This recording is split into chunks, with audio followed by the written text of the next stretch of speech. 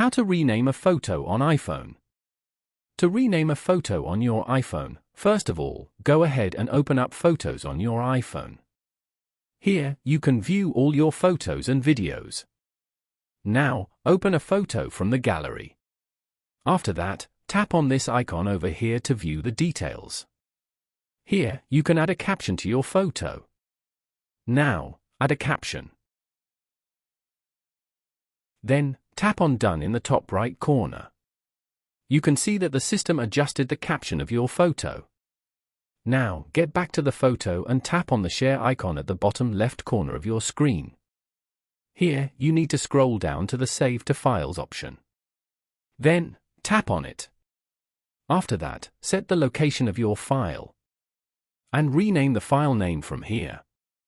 Then, tap on Save at the top right corner. There you go, you have successfully renamed a photo on your iPhone.